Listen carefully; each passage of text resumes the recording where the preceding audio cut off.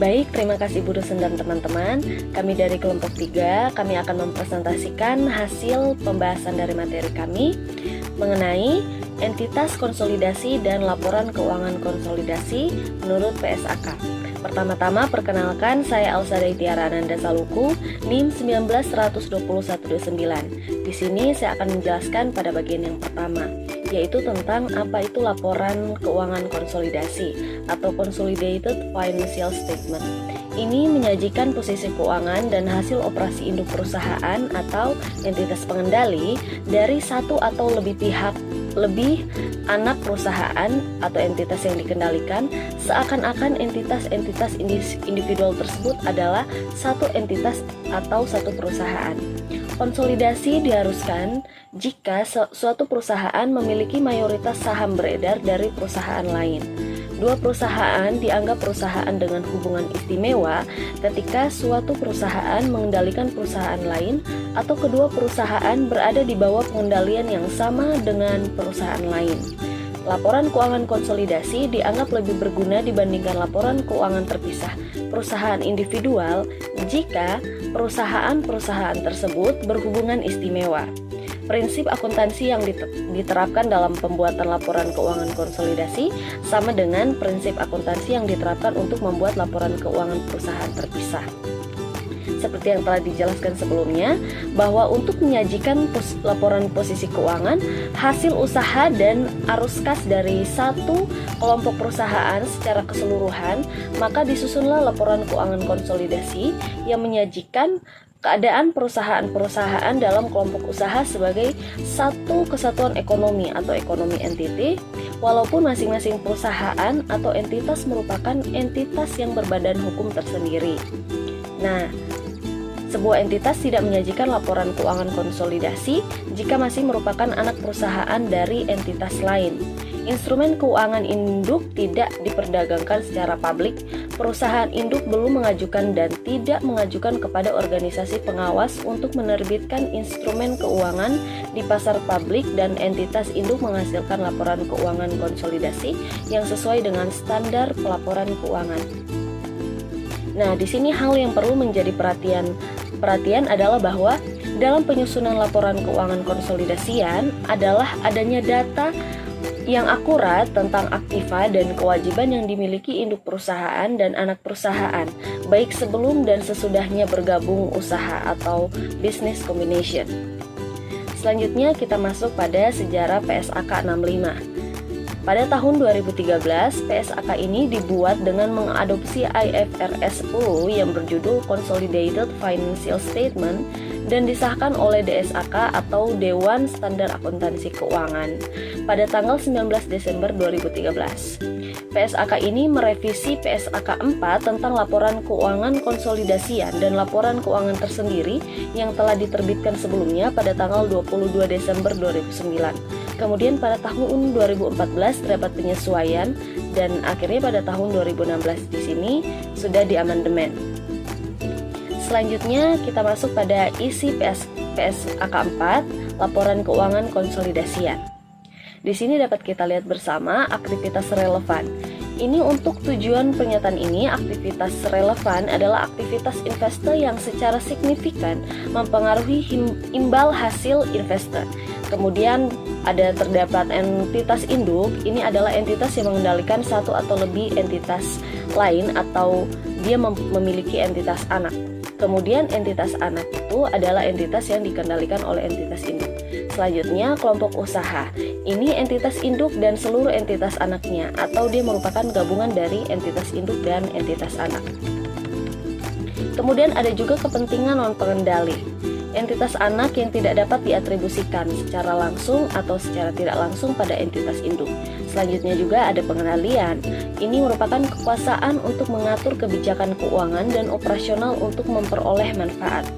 Nah, di sini bagian selanjutnya ada hak pencabutan. Ini adalah hak untuk mencabut kewenangan pengambilan keputusan yang dimiliki oleh pengambil keputusan. Selanjutnya juga ada hak protektif. Ini adalah hak yang didesain untuk melindungi kepentingan pihak pemegang hak protektif tanpa memberikan kekuasaan kepada pihak tersebut atas entitas di mana hak tersebut terkait. Kemudian di sini juga ada entitas investasi, adalah entitas yang pertama memperoleh dana dari satu atau lebih investor dengan tujuan memberikan investor tersebut manajemen investasi. Kedua, menyatakan komitmen dengan investor bahwa tujuan bisnisnya adalah untuk menginvestasikan dana yang semata-mata untuk memperoleh imbal hasil dari kenaikan nilai modal, penghasilan investasi, atau keduanya. Dan yang ketiga, mengukur dan mengevaluasi kinerja dari seluruh investasinya yang substansial berdasarkan pada nilai wajar. Kemudian di sini ada poin berikutnya, yaitu kekuasaan. Ini adalah hak yang ada saat ini yang memberikan kemampuan kini untuk mengarahkan aktivitas relevan. Poin berikutnya ada laporan keuangan konsolidasian. Ini adalah laporan keuangan suatu kelompok usaha yang di dalamnya terdiri dari aset, liabilitas, ekuitas, penghasilan, beban, dan arus kas entitas induk dan entitas anak disajikan sebagai suatu entitas ekonomi tunggal. Selanjutnya di sini ada pengambilan keputusan. Entitas dengan hak pengambilan keputusan merupakan prinsipal maupun agen untuk pihak lain. Dan di sini yang terakhir ada pengendalian atas investor. Investor mengendalikan investor ketika investor terekspos atau memiliki hak atas imbal hasil variabel dari keterlibatannya dengan investor dan memiliki kemampuan untuk mempengaruhi imbal hasil tersebut melalui kekuasaannya atas investor. Baik, selanjutnya di sini ada tujuan. Nah, pernyataan ini bertujuan untuk menetapkan prinsip penyusunan dan penyajian laporan keuangan konsolidasian ketika entitas mengendalikan satu atau lebih entitas lain. Di sini yang pertama ada mensyaratkan entitas atau entitas induk yang mengendalikan satu atau lebih entitas lain atau entitas anak untuk menyajikan laporan keuangan konsolidasian. Kemudian yang kedua, mendefinisikan prinsip pengendalian dan menetapkan pengendalian sebagai dasar konsolidasi. Kemudian yang ketiga, menetapkan bagaimana cara menerapkan prinsip pengendalian untuk mengidentifikasi apakah investor mengendalikan investor sehingga investor mengkonsolidasi investor. Yang keempat, menetapkan persyaratan akuntansi untuk penyusunan laporan keuangan konsolidasi. Dan yang terakhir, mendefinisikan entitas investasi dan menetapkan pengecualian untuk mengkonsolidasi entitas anak tertentu dari entitas investasi. Selanjutnya ada ruang lingkup. Di sini yang pertama, entitas yang merupakan entitas induk menyajikan laporan keuangan konsolidasian. Kemudian yang kedua, pernyataan ini berlaku untuk seluruh entitas kecuali program imbalan pasca kerja atau program imbalan kerja jangka panjang lain yang diatur dalam PSAK 24 imbalan kerja. Kemudian entitas investasi tidak perlu menyajikan laporan keuangan konsolidasian jika entitas investasi disyaratkan untuk mengukur seluruh entitas anaknya pada nilai wajar melalui laba rugi sesuai dengan paragraf 31. Sekian penjelasan dari saya, selanjutnya akan dilanjutkan oleh teman saya. Terima kasih. Saya Emilia Nevianasti, saya akan menjelaskan tentang pengendalian PSAK 4 lama par 10. Pengendalian ada ketika memiliki setengah atau kurang jika terdapat yang pertama, kekuasaan melebihi setengah hak suara sesuai dengan perjanjian dengan investor lain. Yang kedua, kekuasaan untuk mengatur kebijakan keuangan dan operasional entitas berdasarkan anggaran dasar atau perjanjian. Yang ketiga, kekuasaan menunjuk atau mengganti sebagian besar dewan direksi atau organ pengatur serta setara dan mengendalikan entitas milik dewan atau organ tersebut. Yang keempat, kekuasaan untuk memberikan suara mayoritas pada rapat dewan direksi atau organ pengatur serta dan mengendalikan entitas milik direksi atau organ tersebut. Pengendalian PSAK 65, investor terlepas dari sifat keterlibatannya dengan entitas atau investe, menentukan apakah investor merupakan entitas induk dan menaksir apakah investor tersebut mengendalikan investe. Investor mengendalikan investe ketika investor terekspos atau memiliki hak atas imbal hasil variabel dari keterlibatannya dengan investe dan memiliki kemampuan untuk mempengaruhi imbal hasil tersebut melalui kekuasaannya atas investe. Investor mengendalikan investe jika dan hanya jika investor memiliki seluruh hal berikut ini. Yang pertama, kekuasaan atas investe, exposure atau hak atas imbal hasil variabel dari keterlibatannya dengan investe, kemampuan untuk menggunakan kekuasaan atas investe untuk mempengaruhi. Yang berikutnya itu adalah kekuasaan. memiliki kekuasaan kemampuan untuk mengarahkan aktivitas relevan. Kekuasaan timbul dari hak, penafsiran kekuasaan mudah ketika berasal dari instrumen ekuitas. Penafsiran kadang kompleks dan mempertimbangkan banyak faktor. Bukti investor menganggarkan aktivitas relevan dapat membantu menentukan, namun bukti tersebut tidak dengan sendirinya meyakinkan. Investor yang paling mempengaruhi imbal hasil investasi yang memiliki kekuasaan. Yang berikutnya, imbal hasil. Investor terekspos atau imbal hasil variabel dengan investasi ketika imbal hasil investor dari keterlibatannya tersebut berpotensi untuk bervariasi sebagai akibat dari kinerja investasi. Imbal hasil investor dapat hanya positif, hanya negatif, atau positif dan negatif. Meskipun hanya satu investor yang dapat mengendalikan investasi, lebih dari satu pihak dapat berbagi imbal hasil investasi. Sebagai contoh, pemilik kepentingan non-pengendali dapat berbagi laba atau distribusi dari investasi. Yang berikutnya, kekuasaan dan imbal hasil.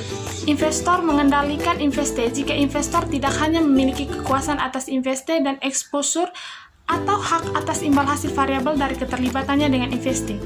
Investor dengan hak pengambil keputusan menentukan apakah investor bertindak sebagai prinsipal atau agen. Investor yang bertindak sebagai agen tidak mengendalikan investasi ketika investor tersebut melaksanakan hak pengembalian keputusan yang didelegasikan kepada investor tersebut. Berikutnya, persyaratan akuntansi. Entitas induk menyusun laporan keuangan konsolidasian dengan menggunakan kebijakan akuntansi yang sama untuk transaksi dan peristiwa lain dalam keadaan yang serupa. Konsolidasi atas investasi dimulai sejak tanggal investor memperoleh pengendalian atas investasi dan berakhir ketika investor kehilangan pengendalian atas investasi. Yang berikutnya, kepentingan non-pengendali. Entitas induk menyajikan kepentingan non-pengendali di ekuitas dalam laporan posisi keuangan konsolidasian, terpisah dari ekuitas pemilik entitas induk. Perubahan dalam bagian kepemilikan entitas induk pada entitas anak yang tidak mengakibatkan hilangnya pengendalian entitas induk pada entitas anak adalah transaksi ekuitas, yaitu transaksi dengan pemilik dalam kapasitasnya sebagai pemilik. Yang berikutnya, kehilangan pengendalian. Kehilangan pengendalian, jika entitas induk kehilangan pengendalian pada entitas anak, maka entitas induk akan melakukan hal sebagai berikut. Yang pertama, menghentikan pengakuan aset dan liabilitas entitas anak terlebih dahulu dari laporan posisi keuangan konsolidasian, mengakui sisa investasi apapun pada entitas anak terdahulu pada nilai wajarnya pada tanggal hilangnya pengendalian, dan selanjutnya mencatat sisa investasi tersebut dan setiap jumlah terutang oleh atau kepada entitas anak terdahulu sesuai dengan SAK lain yang relevan. Mengakui keuntungan atau kerugian terkait dengan hilangnya pengendalian yang dapat diatribusikan pada kepentingan pengendali terdahulu. Kehilangan pengendalian PP 121. Jika entitas induk kehilangan pengendalian pada entitas anak, maka entitas induk akan melakukan hal sebagai berikut. Yang pertama, menghentikan pengakuan. Menghentikan pengakuan yaitu aset atau termasuk setiap goodwill dan liabilitas entitas anak pada jumlah tercatatnya ketika pengendalian hilang, dan jumlah tercatat setiap kepentingan non-pengendali pada entitas anak terdahulu pada tanggal hilangnya pengendalian, termasuk setiap komponen penghasilan komprehensif lain yang diatribusikan pada kepentingan non-pengendali. Mengakui nilai wajar pembayaran yang diterima jika ada dari transaksi, peristiwa, atau keadaan yang mengakibatkan hilangnya pengendalian. Jika transaksi, peristiwa, atau keadaan yang mengakibatkan hilangnya pengendalian melibatkan distribusi saham entitas anak kepada pemilik dalam kapasitasnya sebagai pemilik dan setiap sisa investasi pada entitas anak terdahulu pada nilai wajarnya pada tanggal hilangnya pengendalian. Yang berikutnya, kehilangan pengendalian PP21, klasifikasi laba rugi atau mengalihkan secara langsung ke saldo laba jika disyaratkan oleh SAK lain jumlah yang diakui dalam penghasilan komprehensif lain dalam kaitannya dengan entitas anak atas dasar yang dijelaskan dalam paragraf 122. Mengakui perbedaan apapun yang dihasilkan sebagai keuntungan atau kerugian dalam laba rugi yang diatribusikan kepada entitas induk. Jika mencatat semua jumlah yang diakui sebelumnya dalam penghasilan komprehensif lain dengan dasar yang sama ke laba rugi atau saldo laba. Yang berikutnya yaitu hak suara potensi. Instrumen yang dapat dikonversi menjadi saham keberadaan dan dampak dari hak suara potensial yang saat ini dapat dilaksanakan atau dikonversi, termasuk hak suara potensial yang dimiliki oleh entitas lain, dipertimbangkan ketika menilai apakah suatu entitas mempunyai kekuasaan untuk mengatur kebijakan keuangan yang operasional entitas lain. Yang berikutnya, kehilangan pengendalian. Kehilangan pengendalian mengakui nilai wajar pembayaran yang diterima jika ada dari transaksi, peristiwa, atau keadaan yang mengakibatkan hilangnya pengendalian dan distribusi saham. Jika transaksi yang mengakibatkan hilangnya pengendalian melibatkan distribusi saham entitas anak ke pemilik dalam kapasitasnya sebagai pemilik. Mengakui setiap sisa investasi pada entitas anak terdahulu pada nilai wajarnya pada tanggal hilangnya pengendalian. Selanjutnya ini yang ke-9, yaitu penentuan apakah entitas adalah entitas. Di sini pertimbangan dalam mengakui apakah entitas memenuhi definisi entitas investasi memiliki karakteristik khusus. Yang pertama, memiliki lebih dari satu investasi. Yang kedua, memiliki lebih dari satu investor. Yang ketiga, memiliki bagian kepemilikan dalam bentuk kepentingan ekuitas atau kepentingan serupa. Dan yang keempat, memiliki investor yang bukan merupakan pihak berrealisasi dari entitas. Dan yang terakhir ke-10 yaitu entitas investasi pengecualian terhadap konsolidasi. Entitas investasi tidak mengonsolidasi entitas anaknya atau menerapkan PSAK 22. Kombinasi bisnis ketika entitas tersebut memperoleh pengendalian atas entitas lain. Malahan, entitas investasi mengukur investasi dalam entitas anak pada nilai wajar melalui laba rugi sesuai dengan PSAK 55. Entitas induk dari entitas investasi mengonsolidasi seluruh entitas yang dikendalikannya, termaksud entitas yang dikendalikan melalui entitas anak yang merupakan entitas investasi, kecuali entitas induk itu sendiri merupakan entitas investasi. Ketentuan transisi menerapkan pernyataan secara retrospektif sesuai PSAK 25 dan referensi untuk periode terdekat sebelumnya. Ini diatur dalam PSAK 65 menggantikan PSAK 4 dan PSAK 7. Selanjutnya, teknik dan prosedur konsolidasi, yaitu menggabungkan laporan keuangan entitas induk dan entitas anak dengan menjumlahkan pos-pos sejenis dari aset, kewajiban, ekuitas, penghasilan, dan beban. Di sini ada 3 teknik dan prosedur konsolidasi. Yang pertama, ada investasi entitas induk pada anak dengan porsi entitas atas ekuitas anak dieliminasi. Dan yang kedua ada kepentingan non-pengendali diidentifikasi, yaitu ekuitas, di mana ada awal dan perubahan dan laporan laba rugi. Dan yang ketiga ada saldo transaksi, penghasilan dan beban intra kelompok usaha dieliminasi secara penuh. Selanjutnya eliminasi. Pada investasi, akun investasi dieliminasi dengan ekuitas entitas anak. Pada akun, utang piutang yang muncul antara anak dan induk harus dihapuskan. Pada transaksi yang boleh diakui adalah transaksi kepada pihak ketiga, transaksi anak dan induk harus dieliminasi. Pada persediaan, jika barang belum terjual, maka laba yang belum direalisasi harus dikurangkan dari nilai inventory dan mempengaruhi laba yang telah diakui. Pada aset tetap, pada tahun terjadi transaksi tidak boleh diakui keuntungan atau kerugian dari transaksi tersebut, dan laba yang ada dalam aset tersebut harus dieliminasi. Pada obligasi hanya boleh diakui sebesar obligasi pada pihak eksternal. Selanjutnya, laba yang belum direalisasikan. Keuntungan dan kerugian dari hasil transaksi intrakelompok usaha yang diakui dalam aset, yaitu persediaan, aset tetap, obligasi, harus dihapuskan. Hal itu akan berpengaruh kepada nilai aset dan kewajiban dan juga mempengaruhi laba atau rugi periode berjalan. Selanjutnya, prosedur. Laporan keuangan konsolidasian menggunakan kebijakan akuntansi yang sama untuk transaksi dan peristiwa lain dalam keadaan yang serupa. Perubahan dalam bagian kepemilikan entitas induk pada entitas anak yang tidak mengakibatkan hilangnya pengendalian dicatat sebagai transaksi ekuitas. Dalam hal ini, transaksi dengan pemilik dalam kapasitasnya sebagai pemilik.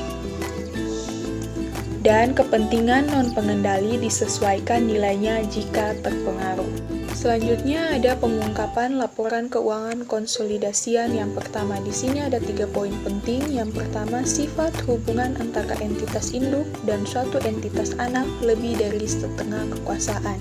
Yang kedua, akhir periode pelaporan dari laporan keuangan entitas anak jika laporan keuangan memiliki tanggal atau periode berbeda. Dan yang ketiga, sifat dan luas setiap restriksi signifikan dalam kemampuan entitas anak untuk mentransfer dana ke entitas induk. Selanjutnya, pengungkapan laporan keuangan konsolidasian 2. Di sini ada 2 poin penting. Yang pertama, rincian yang menunjukkan dampak setiap perubahan bagian kepemilikan entitas induk pada entitas anak yang tidak mengakibatkan hilangnya pengendalian. Dan yang kedua, pengendalian hilang, maka entitas induk akan mengungkapkan keuntungan dan kerugian yang diakui sesuai dengan yang pertama, porsi dari keuntungan atau kerugian yang dapat diatribusikan pada pengakuan sisa investasi pada entitas anak terdahulu dengan nilai wajar. Dan yang kedua, pos keuntungan atau kerugian yang diakui dalam laporan laba rugi komprehensif jika tidak disajikan terpisah. Dan yang terakhir ada pedoman implementasi. Pedoman implementasi biasanya berilustrasi yang pertama contoh opsi posisi tidak untung atau out of the money. Yang kedua, kemungkinan pelaksanaan atau konversi. Yang ketiga, hak lainnya yang mempunyai potensi untuk meningkatkan hak suara suatu entitas atau mengurangi suatu hak suara entitas lain. Yang keempat, maksud manajemen, dan yang kelima, kemampuan.